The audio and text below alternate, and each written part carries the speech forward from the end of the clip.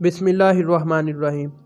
General Ayub Khan ने सिकंदर मिर्ज़ा के ज़रिए पहले तो अपनी मुलाजमत में 2 साल की तोसी करवाई, फिर वज़ीर आज़म फ़िरोज़ खान को मुस्तफ़ा करवाया।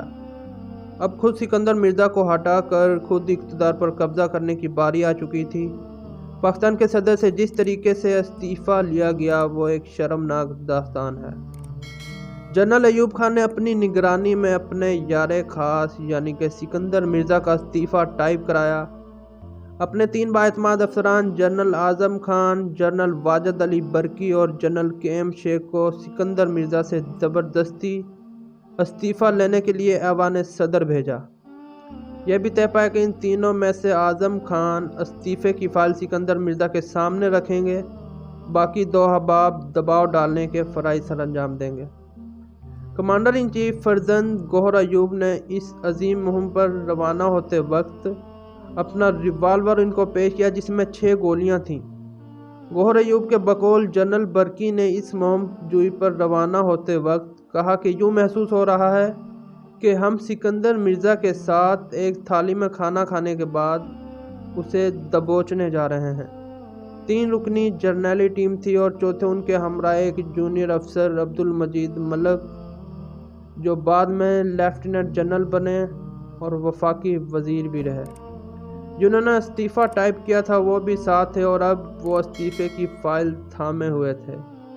ये हज़रात ऐवान सदर पहुँचे। मालूम हुआ कि लोग उनका इस्तीफ़ा लेने पहुँच चुके हैं, जबकि सदर पाकिस्तान सिकंदर मिर्ज़ा साहब ऊपर वाली मंजिल पर ख्वाबे खरगोश के मज़े ले रहे हैं, यानी कि सो रहे हैं। सदर साहब की नींद ख़राब करने का फ़ैसला किया गया। मिर्ज़ा ने बेदार होने के बाद इन मेहमानों को पैगाम भेजा कि ऊपर आ जाएं, तो जवाब मिला नहीं, आप नीचे उतर आएँ। सदर पाकिस्तान ने हुक्म की तामील की और नीचे दफ्तर पहुंच गए।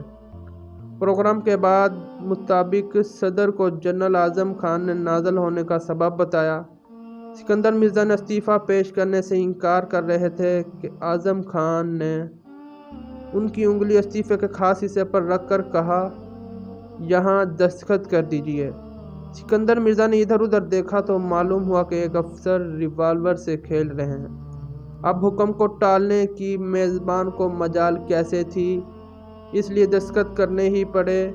चोर की तो जान पर बनी हुई थी और इधर इनकी बेगम नाहिद मिर्ज़ा ने जब ये सब देखा तो उन्हें ना जाने क्या सूझी कि चिल्लाने लगी, हाय मेरी बिल्लियों का क्या होगा।